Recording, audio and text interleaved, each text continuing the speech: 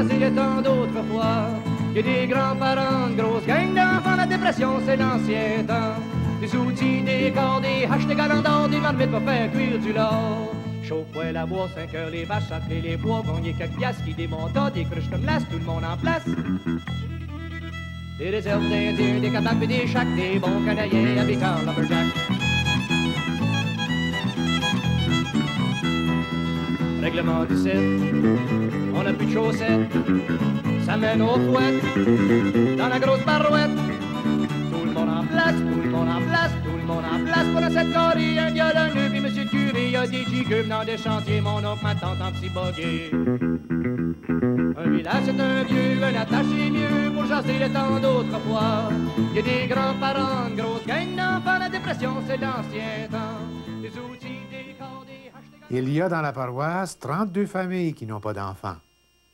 36 familles ont un enfant, 21 familles ont 2 enfants, 26 familles ont 3 enfants, 25 familles ont 4 enfants, 9 familles ont 5 enfants, 6 familles ont 6 enfants, et 12 familles ont 7 enfants, et 7 familles ont 8 enfants, 3 familles ont 9 enfants. Je vois qu'il y a une morale après ça. Ah oui, depuis 1911, il y a eu 62 décès. Et voici le commentaire. En dépit des mariages et naissances, la paroisse a diminué de 169 hommes en 5 ans. Votre paroisse se meurt. Il est grandement temps de réagir. Recevez avec joie les bénédictions que le bon Dieu vous envoie en vous confiant les hommes qu'elle a créés pour vous aider à parvenir au bonheur du ciel. Plus vous aurez d'enfants dans votre famille, plus vous aurez d'anges dans votre foyer pour vous protéger et attirer les bénédictions du ciel sur vous. C'est un bel homme, C'est un bel homme? le curé Renel. Ah oui. Un joli homme, puis un grand homme. Oui, il se faisait aimer par tout le monde. Dans quelle église vous vous êtes marié? L'église ici, d'abord. On dit dans la vieille église. Où est-ce qu'elle était, l'église? Ben, ça se trouvait... Dans le cimetière? Juste Oui, ici, là, oui, à oui. côté de la maison. Oui, oui. Oui. Dans quelle église est-ce qu'ils vous ont baptisé? À l'église à Pincourt, Saint-Joseph. Si vous l'appelez Saint-Joseph. C'était qui le curé qui vous a baptisé? Puis Duprat. C'était le premier ici? Oui. C'était quelle sorte de religieux? Un jésuite ou quoi? Un oblat? Là, blanche comment?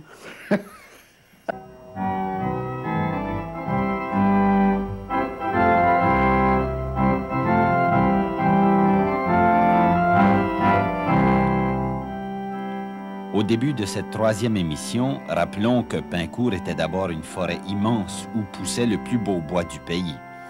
Les premiers pionniers vinrent de la province de Québec, en passant par Détroit, qui était le seul endroit habité de ce qui est aujourd'hui le sud-ouest.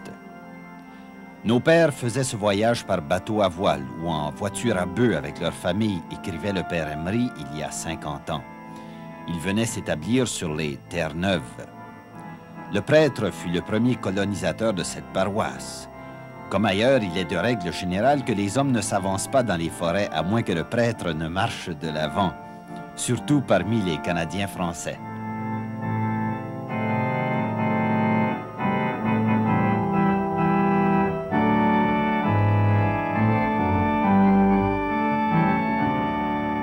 Parmi les curés qui ont desservi la paroisse de Pincourt, on trouve le fondateur, le père Antoine-Claude Ternay, 1851 à 1855.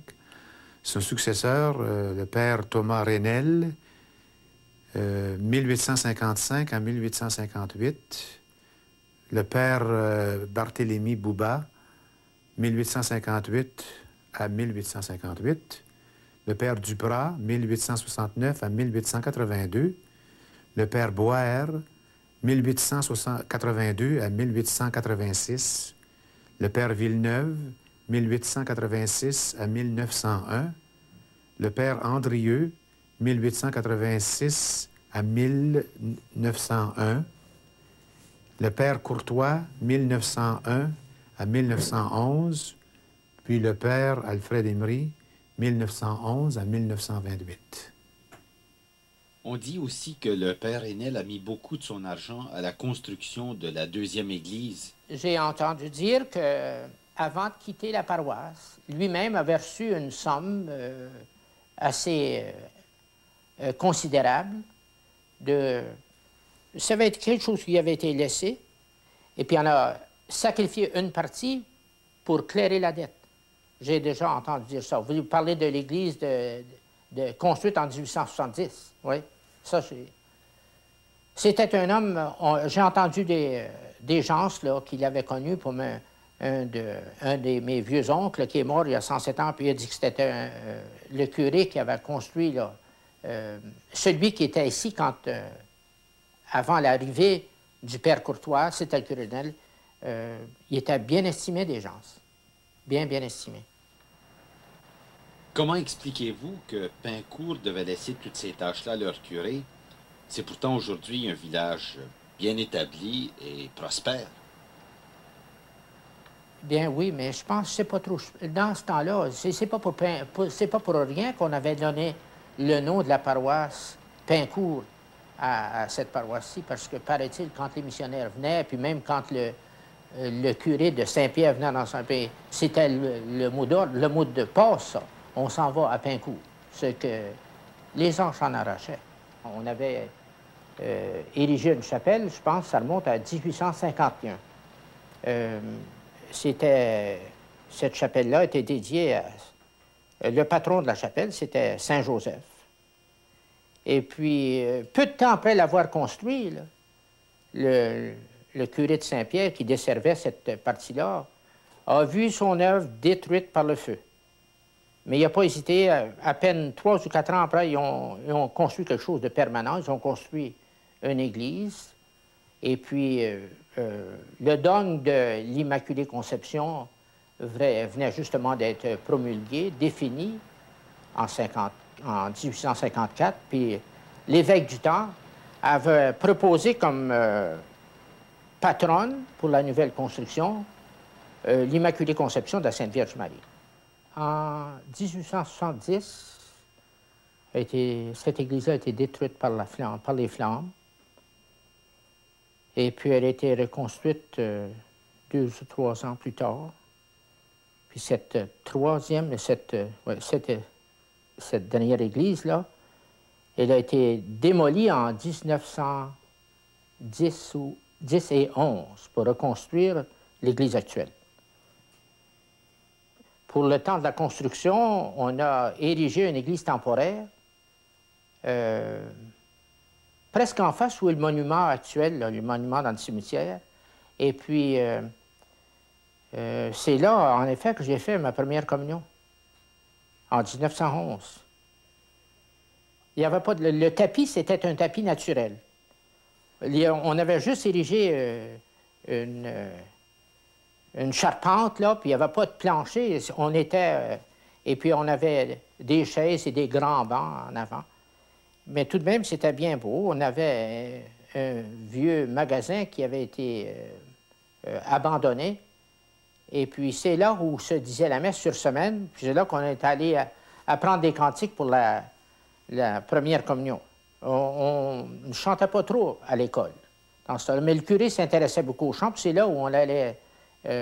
pratiquer le chant de première communion, les enfants. Là.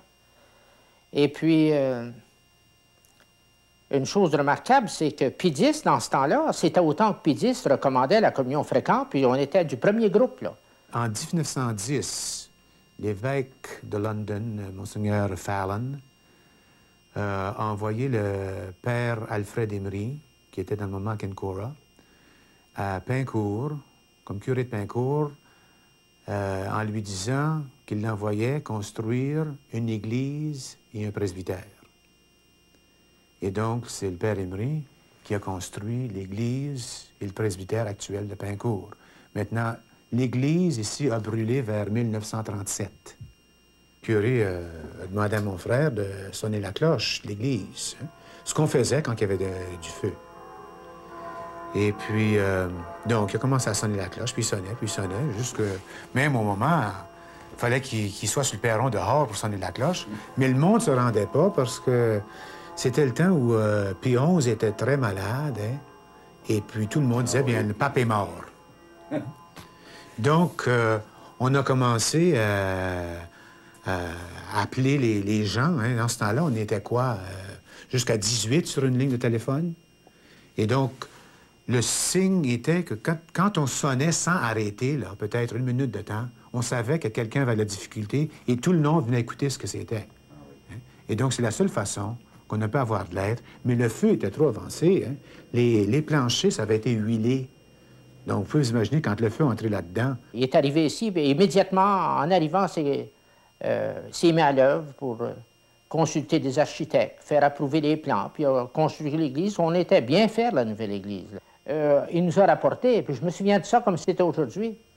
Quand il a dévoilé, là, il a annoncé au peuple combien le coût de l'église. La nouvelle église, construite en 1911, avait coûté 44 000 piastres, 44 piastres et 44 cents. Je pense qu'il s'était entendu, je pense, avec l'entrepreneur pour arriver à ce chiffre-là. Il a été suspendu. L'oncle Alfred? Par Fallon. Par Monseigneur Fallon, oui. Lui et quelques autres prêtres canadiens-français. Hein. Mais les autres prêtres ont accepté leur suspension sans rien dire. Mais l'oncle Alfred n'a pas fait ça. Hein. Il y avait le sang chaud, et puis il était promené ça jusqu'au bout, et c'est pour ça qu'avec l'aide du canoniste de Québec, il a porté sa cause à Rome, et le pape a jugé que le père Emery était dans ses droits, et la suspension fut enlevée, et c'est le pape qui a appointé le père Emery curé de Pincourt. Et ce qui est arrivé à Monseigneur Fallon, bien, c'est seulement que des candidatons, et j'aime autant en parler. Il y a eu des petites choses, des événements qui se sont passés ici à Pincourt avec Fallon. Ah oui, par exemple, quand Monseigneur Fallon a suspendu oncle Alfred, il est même venu dans l'église, et l'oncle Alfred était assis dans le sanctuaire, et Monseigneur Fallon dans la chaire, et a dit aux gens de Pincourt, jamais vous n'aurez le père Emery comme votre curé. Et quand Monseigneur Fallon est sorti de l'église, les gens de Pincourt, qui adoraient presque le père Emery, l'attendaient et lui ont dit, jamais vous ne ferez une chose comme ça, notre curé, et si vous savez ce qui est bon pour vous, embarquez dans votre voiture puis retournez à London. Monseigneur Fallon, qui était un oblat lui-même, avait dit à ses curés, « Défiez-vous des oblats et les jésuites, car je n'ai aucun ami dans ces communautés, et s'ils reviennent dans mon diocèse pour prêcher le nationalisme, je les expédierai en vitesse avec ma botte au derrière. »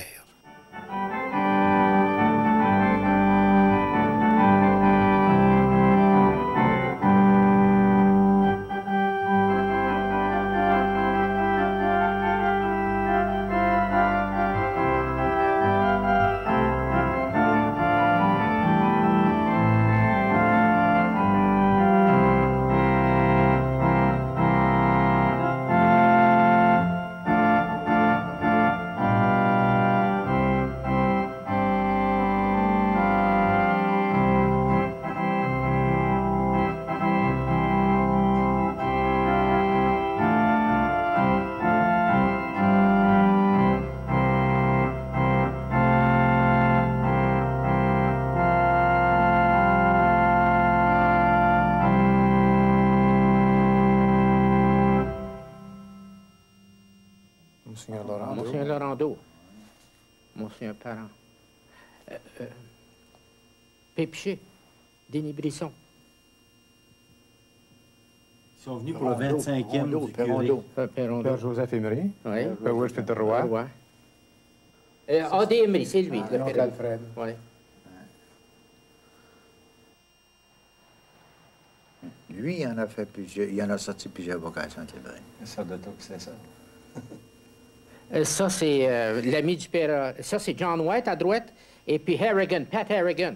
Qui est cette dame-là? Madame Frank Primo, Hélène Gagné. Ah, regarde la femme, la mère d'Alphonse Persano. Oui. Ma tante Mélie, là, la deuxième. Madame Desjardins, ça, c'est la ménagère. Oui. Tiens, regardez-la avec sa... C'est elle, ma tante Mélie. Oui. Monseigneur Langlois. Ça, c'est mon père, ça. Oui. Un grand garçon, c'est un 6 pieds, hein, ton père? Ça, là, c'est Madame Desjardins, ça. Ah oui, oui, oui. La ménagère du père Emery. Oui. La fête Saint-Jean-Baptiste à Pincourt le 4 juillet 1927, hein? Ça, c'est Père Emery, évidemment. Il y avait une fanfare, ça. Ah, puis il y avait une clôture aussi, tout. Bien, oui. Les Érables. Le vieux Denis Gagné.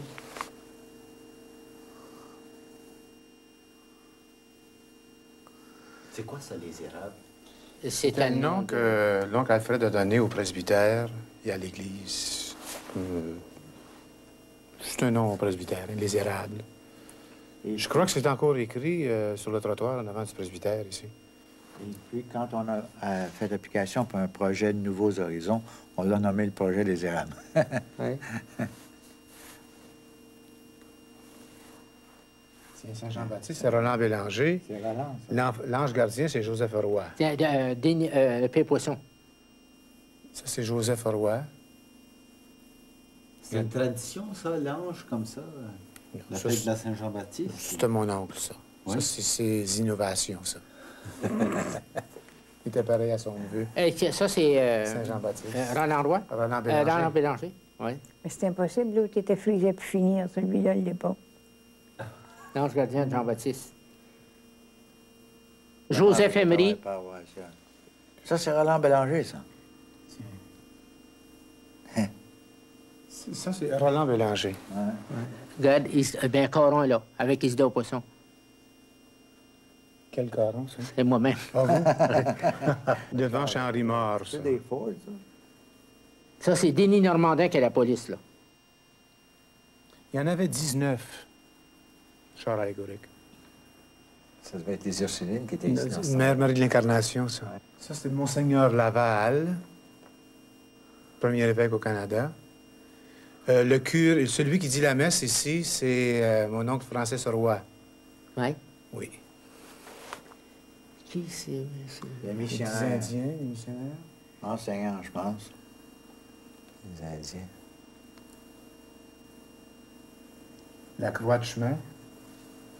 Est-ce qu'il y en a encore autour de Pincourt?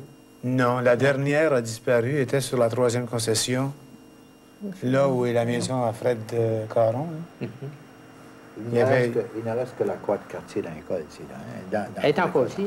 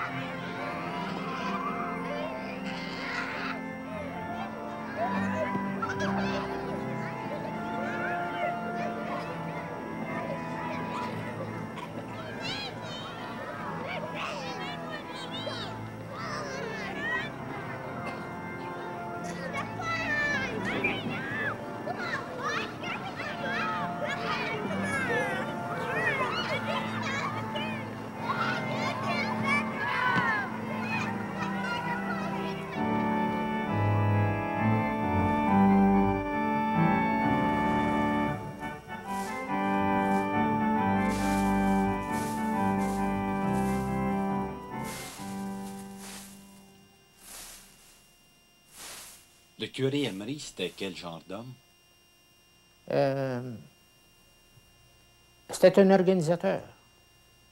Et puis, son ambition, c'était d'essayer de déniaiser les jeunes. Et puis, pas rien que ça. Et c'était ça aurait été, dans le temps, un homme qui aurait été... On aurait remplacé difficilement. Il a d'abord... il a fondé le petit bulletin paroissial. Et puis ce bulletin paroissial-là, nous rapporte bien des faits, là, qui, quand on le considère aujourd'hui, là, qui étaient... Vous savez, c'est donné comme raison pour dire qu'aujourd'hui, on répandait de la mauvaise lecture dans la paroisse, puis il voulait réagir contre ça. Et puis, c'est pour ça qu'il a fondé son petit bulletin paroissial. Il y a certains petits incidents, par exemple, on voit ici, là, à propos de la mère, là, qui n'était pas satisfaite des résultats de son enfant à l'école. Il raconte l'histoire, mais ce n'est pas une histoire, c'est un fait. Sur 200 jours d'école, votre petit garçon a assisté 100 fois, 100 jours, a assisté à 100 jours d'école. Et puis sur ces 100 jours-là, il est arrivé en tort 50 fois. Alors, qu'est-ce que vous voulez? Ça s'explique tout seul. Et ce qui est de remarquable, c'est que les curés des paroisses environnantes étaient envieux du bulletin paroissial du curé Emery. Et c'est ce qui est arrivé.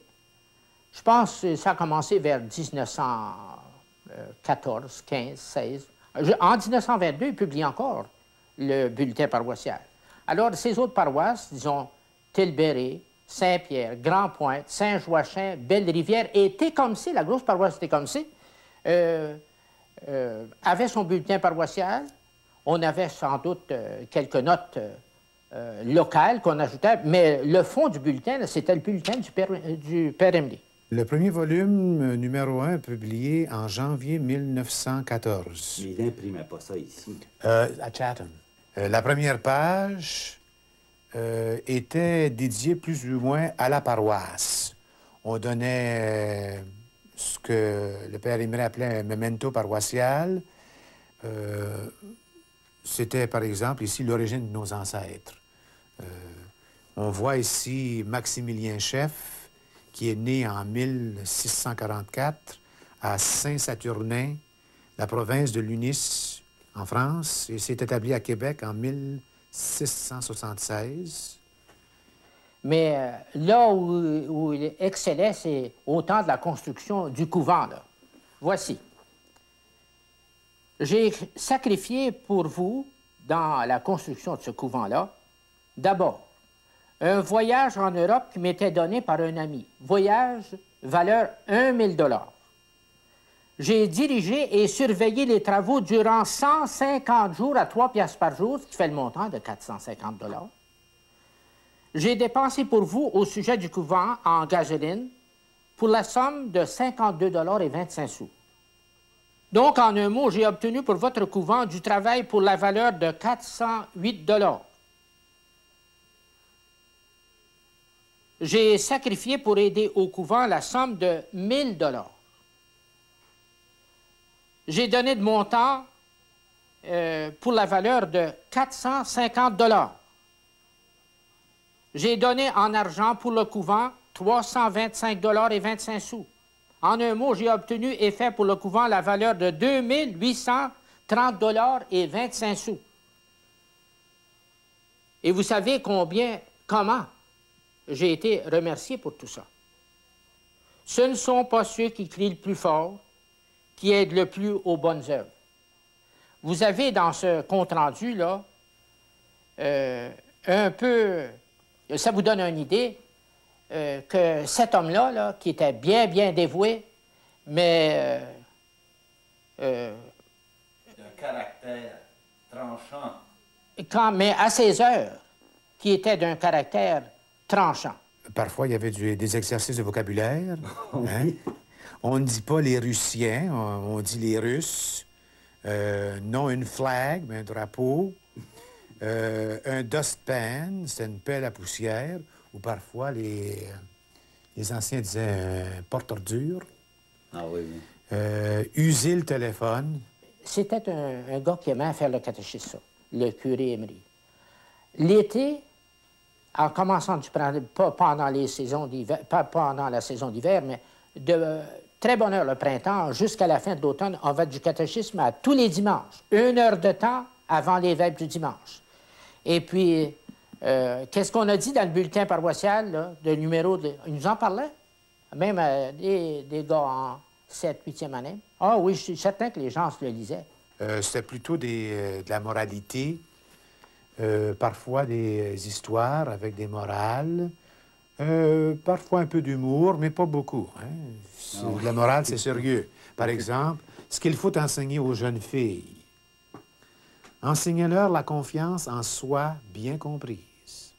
Enseignez-leur à faire le pain. Enseignez-leur à confectionner les chemises. Enseignez-leur à pouvoir reviser et corriger les comptes de leurs fournisseurs. Enseignez-leur à porter des chaussures épaisses et confortables. Élevez-les suivant leur position. Montrez-leur à blanchir et à repasser le linge. Montrez-leur à faire elles-mêmes leurs robes. Montrez-leur que dans une piastre, il n'y a que 100 sous. Enseignez-leur à bien faire cuire les mets de toutes sortes. Montrez-leur à ravauder les bas et à coudre les boutons. Enseignez-leur en quoi consiste le bon sens commun. Enseignez-leur à dire oui ou non à propos et savoir tenir à l'un et à l'autre. Enseignez-leur à porter avec dignité une simple robe d'indienne. Enseignez-leur qu'un ouvrier habile et diligent vaut mieux qu'une douzaine d'oisifs en habit de drap. Ça, c'était les garçons de la ville. Faites-leur apprendre la musique, la peinture et le dessin si vous en avez le temps et les moyens, mais qu'elles soient habiles surtout dans l'art de bien tenir une maison et celui d'être aimable et dévoué. Les gens de Pincourt étaient-ils très religieux? Eh bien, je suppose que, comme dans toutes les paroisses, il y avait des gens qui étaient bien dévots. Et puis, je suppose, comme ici, comme ailleurs, le curé pouvait trouver des renards.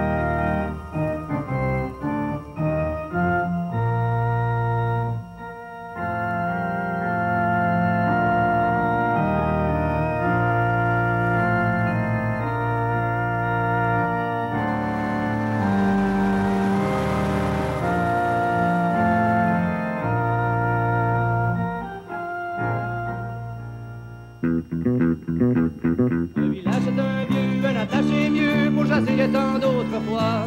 Il y a des grands-parents, une grosse gang d'enfants, la dépression c'est l'ancien temps.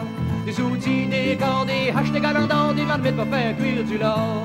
Chauffe-poêle à bois, 5 heures, les vaches, après les bois, gagner quelques piastres qui démontent, des cruches comme l'as, tout le monde en place. Des réserves d'Indiens, des cabanes et des chacs, des bons Canadiens habitant l'Umberjack. Règlement 17, on n'a plus de chaussettes, ça mène aux fouettes, dans la grosse barouette. Tout le monde en place, tout le monde en place, tout le monde en place pour la cette carrée, un violonneux, puis monsieur le curé, il y a des jigueux dans des chantiers, mon oncle, ma tante en petit buggy. Un village c'est un vieux, un attaché mieux pour chasser le temps d'autrefois. Il y a des grands-parents, une grosse gang d'enfants,